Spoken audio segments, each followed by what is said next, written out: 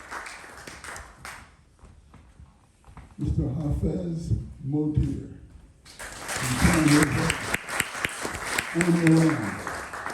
Right next to each other, those two places. Mr. Taylor Holbeinen.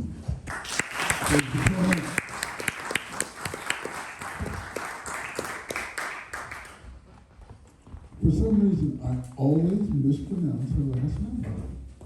Help me out. 𝗏𝗍𝘆. Okay. The lady 𝗏𝗍𝘆.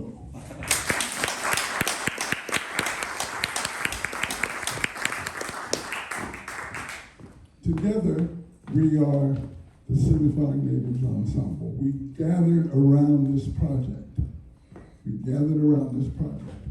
And the first tune that we're going to play tonight. Who? This isn't Lutheranism. What are you talking about? My bad. Our percussionist, Mr. Luther Gray.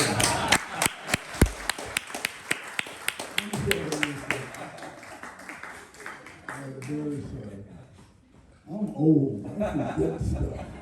I'm very, very sorry. Okay, our first composition this evening, we're going to play a variety of material. Some of it part of the King Project, some of it not. A lot of what we're going to perform this evening appears on that CD that you're going to buy from the copy store. So enjoy. This first tune is called Us.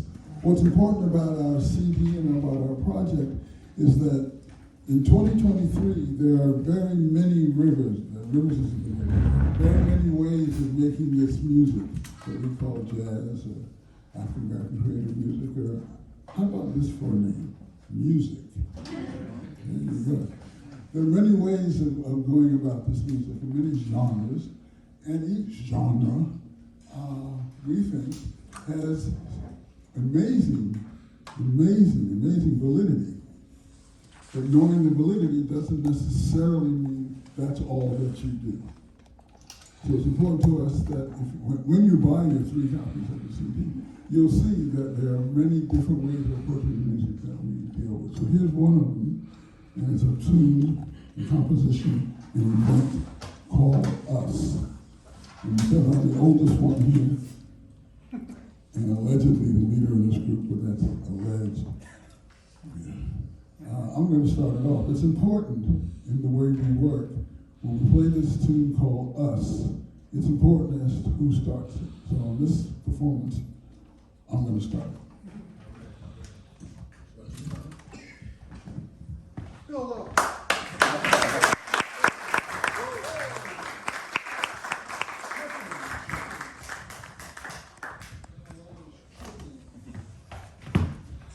That trip was part of my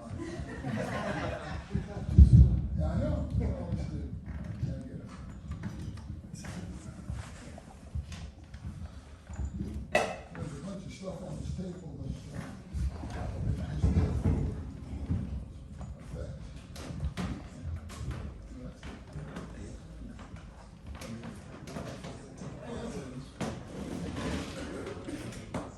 There's my chair. Oh, my chair. Fall down. Come on. Somebody wants to take over the band.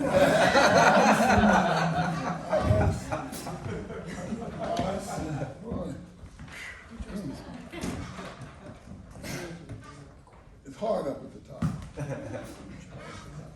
All right, this is us. This is indeed us. I don't think that. Oh, this is us.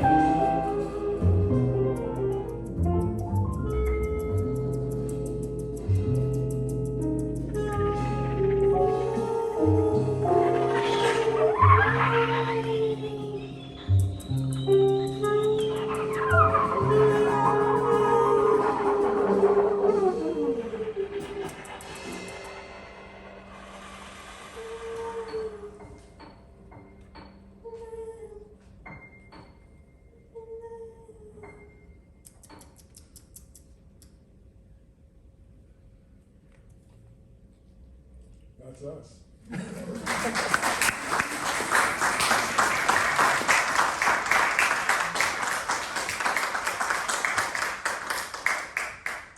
Finding or dealing with creation, dealing with creativity, dealing with surviving as human beings, trying to find out who you is.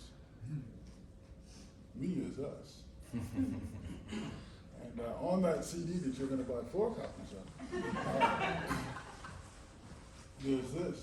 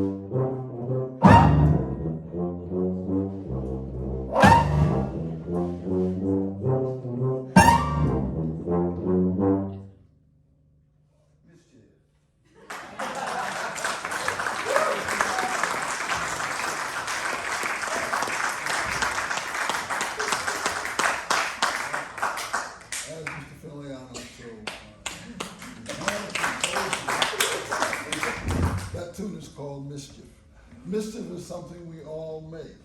If you say you don't make mischief, you are lying. Although some make more than others. And some make mischief because they're human, and some make mischief because they want to be bosses. Those are two different things. Those are two different things. That's the kind of stuff we talk about on Juneteenth, right? Thank you. Thank you. That's what Juneteenth is about.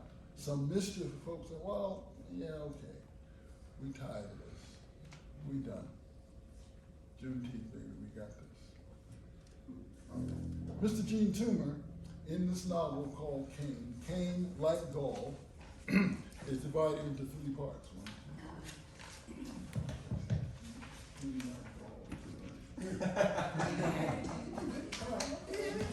This is joking. The first part, stories of 10 women in the South, in Georgia, in the 1920s. The South, the segregated South, in Georgia, rural in the 1920s. The second part of the novel talks about the African community when folks left the South and went north to try to live and be free, only to find out, oh, what's up here too? Dang. Maybe in a different form, maybe not. So these stories of an African American community trying to figure itself out in the North in the 20s. What you got to remember, in Toomer's time, the North included Washington, D.C. That's hard for us folks up here to think, Washington, that's down south. My father used to tell me when we would drive to South Carolina from Trenton, New Jersey. Old broken down Chevrolet panel truck. He would say, once we get to Washington, watch out, because we're somewhere else. That's the main title of the Green Book. Some of you have seen that movie. So in Washington, D.C., there are these stories. Then there's part 3, which is, some call it a novella, I call it a drama. Turns out, Toomer called it a drama. So there you go, smart people think. Called, if Pinchback was your grandfather, you would be crazy too. Called 𝗵𝗲ness, K-A-B-N-I-S. And what I think I'm doing is turning 𝗵𝗲ness into a play with music, a drama with music and dance and video. But we're not going to see that tonight. In between parts 1, or interspersed rather, in parts 1 and part 2 are these poems. So it's stories and poems. Here's one of the stories. It's the first story in the novel. It's called 𝗕. And it's about a young lady.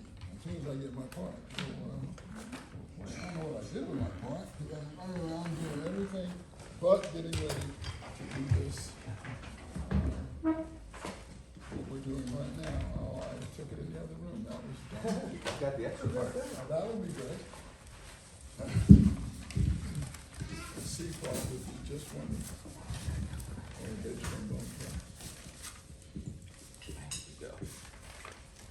Thank you very much. That's good. I can do that. I think I remember the script. Oh, I got your script. Yeah, you got the script right here. Yeah, I'm good.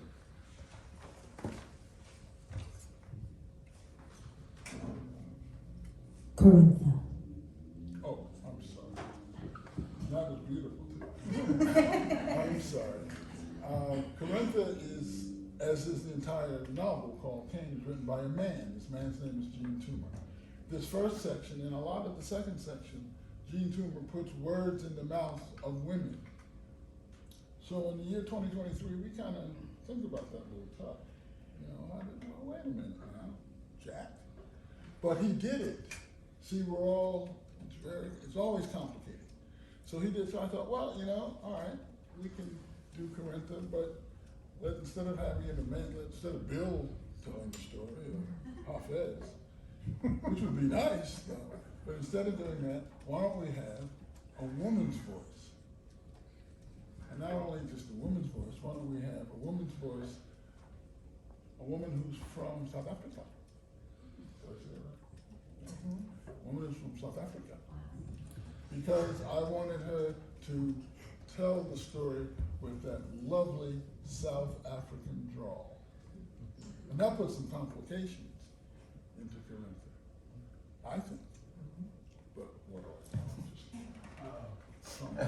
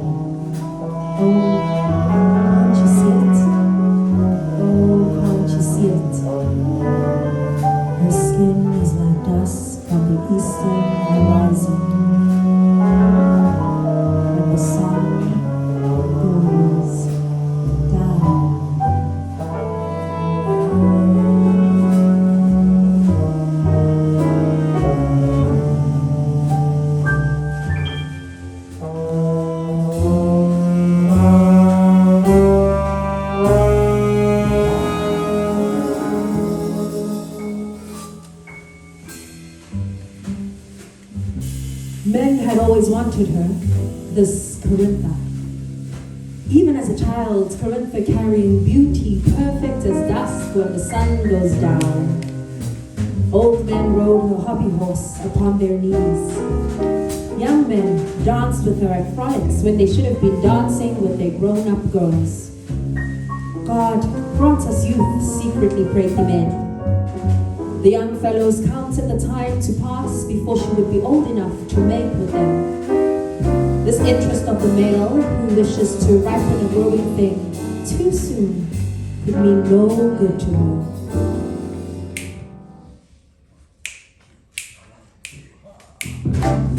𝗕𝗏𝗏 at 12 was a wild flash that told other folks just what it was to live. At sunset, when there was no wind and the pine smoke from over by the sawmill hugged the earth, and you couldn't see more than a few feet in front, I saw them darting past you was a bit of a vivid color, like a blackbird that flashes in light. With other children, one could hear some distance off their feet flopping in 2-inch dust. 𝗕𝗏𝗏's running was a whir. It had the sound of the red dust that sometimes makes a spiral on the road. At dusk, during the hush, just after the sawmill closed down, and before anyone had started their 𝗧𝘆𝗏𝗏 Renaissance, her voice, high-pitched and shrill, would put one's ears to itching. But no one ever thought to make her stop because of it. She stoned the cows and beat the dog and fought other children. Even the preacher who caught her at mischief told himself that she was as innocently lovely as a November cotton flower. Already, rumors were about her.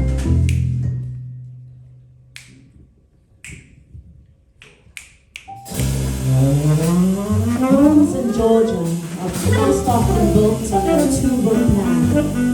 In one, you cook and eat. In the other, you sleep, and there love goes on.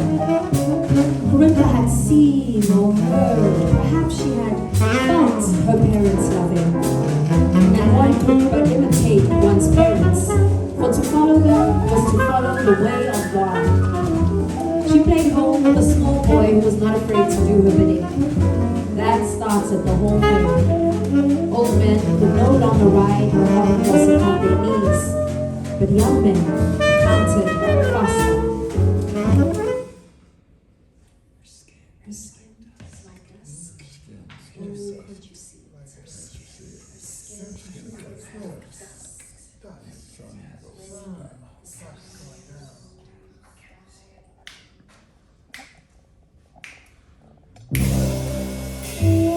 𝗕𝗏𝗏 is a woman. She who carries beauty perfect as dust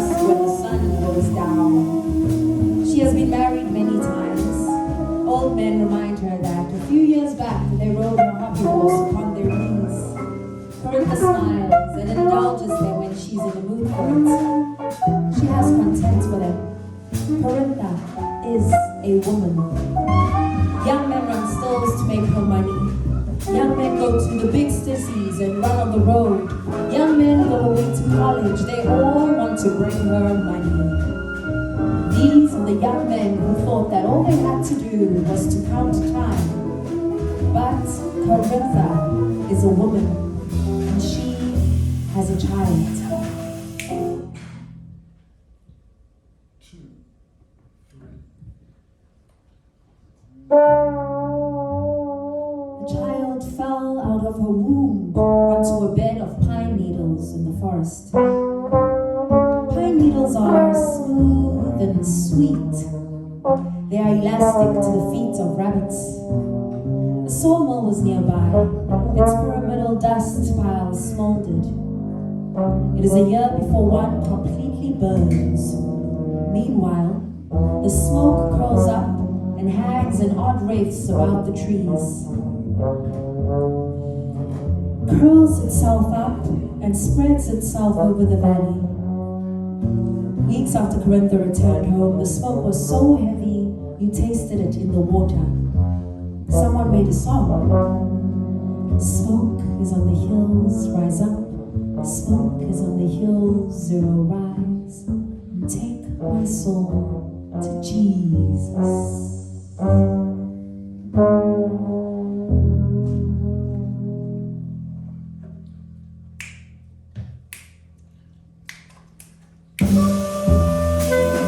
𝗕𝗏𝗲 is a woman. Men do not know that the soul of her was a growing thing ripened too soon. They will bring her money. They will die not having found it out. 𝗕𝗏𝗲 at 20, carrying beauty perfect as dust. The sun goes down. 𝗕𝗏𝗲. The smoke is like dust on the eastern horizon. Oh, can't you see it? Oh, can't you see it?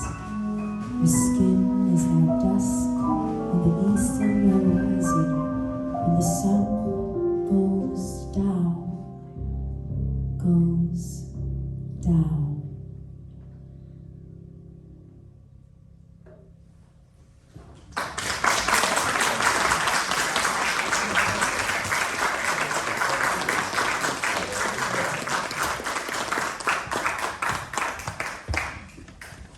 Women and men, girls and boys, men and men, women and women, is as old as humanity. If you're a slave or a descendant of a slave in this here country, the ways in which men and men and women and women and men and women and women, all those genders interact is under this underarching of this mess. Under the underarching of this attempt by one people to continually enslave another. And enslavement isn't just about, physical. That's easy. Come that easy. Just, guy's going to enslave you. Just all that it's about is physical. One of him gets 6 of you, and now we got a scuffle. Just deal with it. But when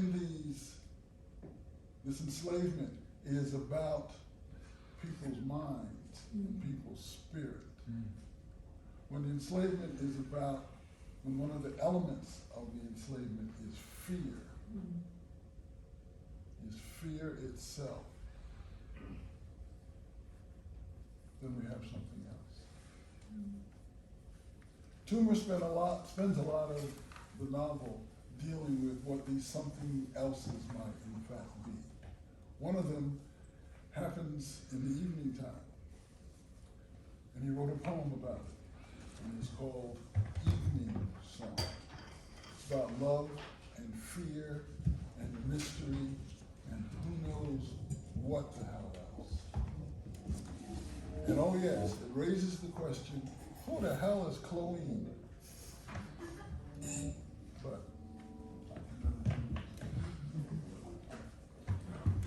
evening song.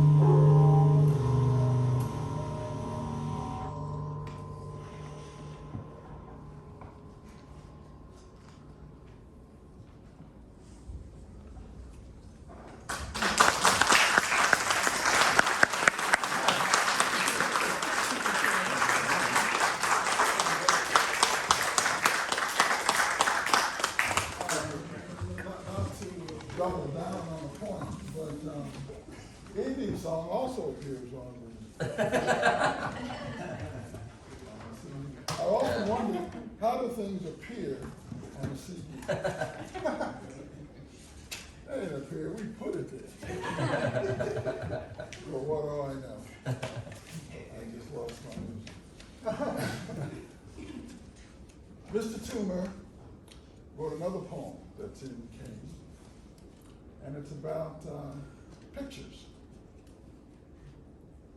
It's about portraits in Georgia. Portraits in Georgia. Listen closely to the lyrics.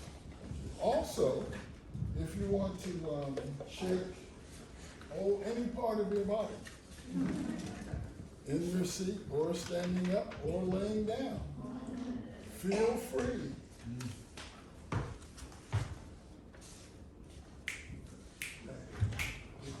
One, two, ha, ha.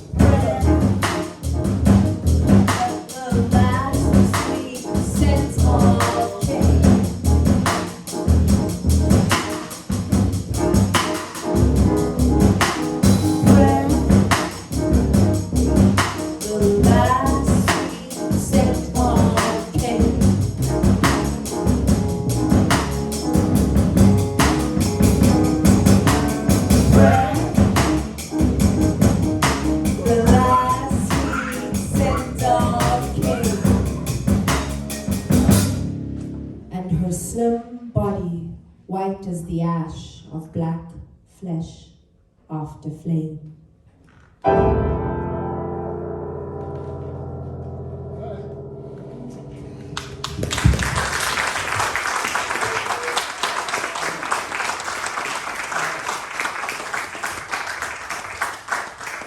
Whenever you do what you do, you don't do it alone. Whenever you do what you do, you don't do it alone. You have help.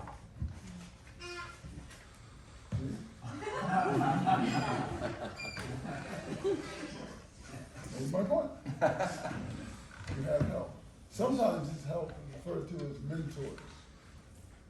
I've had the good fortune of having some wonderful mentors. One was an incredible musician, incredible saxophonist, just an incredible human being, make you laugh all the time until he made you cry. His name was Mr. Frank Foster. He's gone. I miss him a lot. And this is his tune, which appears on the CD, entitled Simone.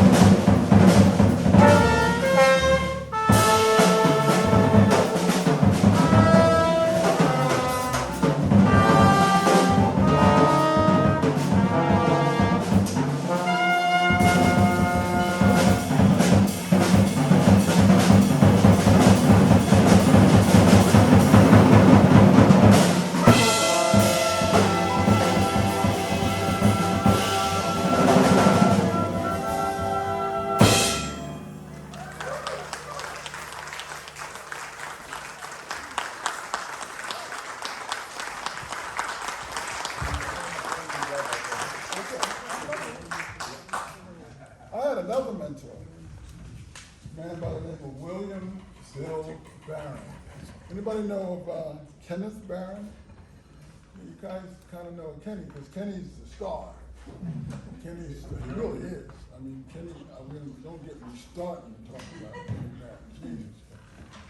Whatever there is to be done on the piano, Kenny Barron has done it, will do it, and come up with something else. Kenny Barron is just absolutely incredible. However, Bill Barron is Kenny Barron's older brother by 14 years. So Bill Barron, I worked with Bill Barron in Brooklyn. I worked in a lot of places. And then the last 15 years of his life, I worked with him at a little school down in Connecticut called Wesleyan. Wesleyan Lowell University School. Actually, it's not on the river, it's up on the hill. It's up on the hill. The crazy house is down on the river. But anyway, the other crazy house. Bill Barron is one of those people, I've said this before and I'll keep on saying it because he said it. Bill Barron, it was hard for him to find a niche, and hard for him to become a star. Because back in the days when he was coming up, either you were playing outside music or you're playing inside music. Well, the trouble with Bill is that he was too out to be in, and too in to be out. Instead, he was just Bill. I don't mess with yourself. What a concept. He wrote very complicated tunes and he wrote very beautiful ballads. And this is one of them. Complicated tunes, but it's a very beautiful ballad called New Love. New Love, and we're going to be led into this engagement by Mr. Kevin Harris. Word. Word.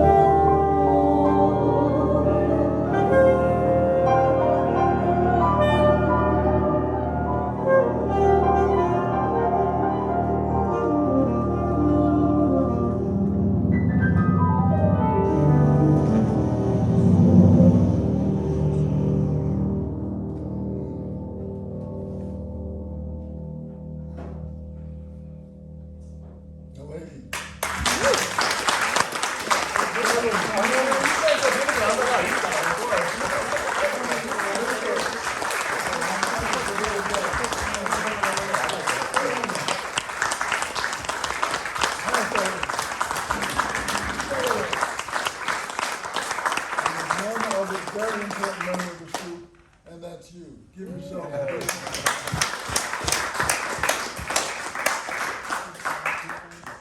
Okay. I think Stephen has something to say to us. Hey, are you done? Well, that depends. Are we done? Are we done? No. Here's the last one.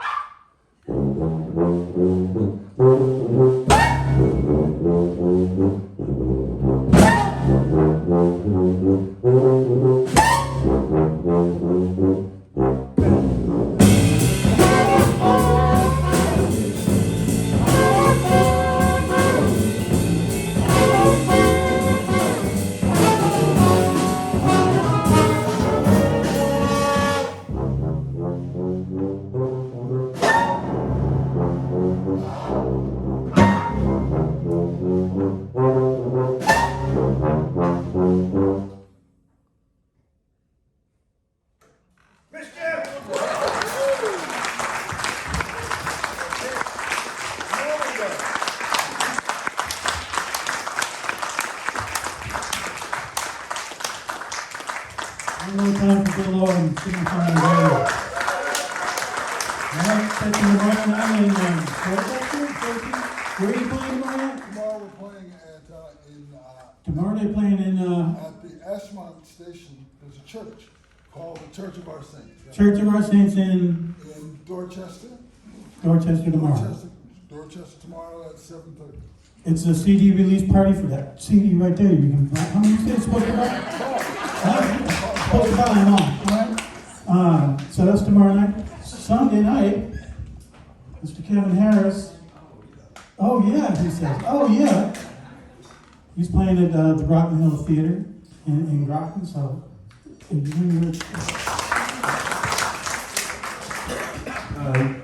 This Sunday coming up, I have a piece that I wrote. It's called Roots, Water, and Sunlight. It's a wind octet, flute, alto, tenor, 2 trumpets, 2 trombones, French horn, along with a rhythm section, and an EDI specialist, electronic digital instrument. I've sampled a lot of the words from James Baldwin's Fire Next Time. The piece is written on it. It's a true composed piece. Has 3 movements. It's about 1 hour and 15 minutes. It's been dedicated to that piece, so you hear Baldwin's voice all throughout the piece. So anybody wants to come through, we'll be there. That's this coming Sunday at the Groton Hill Theater, fancy theater out in Groton Hill. So thank you once again for coming tonight. You know what? There were 2 big things I forgot to do. Really missing Peter's help tonight. 2 things I forgot to do. One was adjust the lights. We love seeing you all, though. We're very together. So I forgot to do that. The other thing I forgot to do was to thank our sponsors. So thanks to Peter Waldron and Middlesex College for their beautiful theater. Eastern Bank for their support. Thanks to the beautiful 𝗕𝗏 restaurant with Daniel Bryan. 𝗕𝗏 restaurant located just 2 blocks away from this beautiful theater. Great place to go for dinner and cocktails right after this show. Probably follow Dan down here. Just across the street, 2 blocks toward the river, down to where the river is. 𝗕𝗏 restaurant, thank you very much. There are a number of individuals who helped make this possible. Rick Relt, who's back there, thank you, Rick. And Jeff and Mary Hart. I couldn't have done this without their work. Mary did a lot of work, designed the graphics for the poster. So really super supportive. Thanks to Chris for helping us out at the door tonight. And thanks to that incredible, irrepressible Wonder Woman, everybody's next door neighbor, Representative 𝗏𝗏 𝗏𝗏. We're opening a lot of doors to make this happen. So thank you all very much, 𝗏𝗏. Everybody, thank you for coming. Thank you to Stephen Malagodi.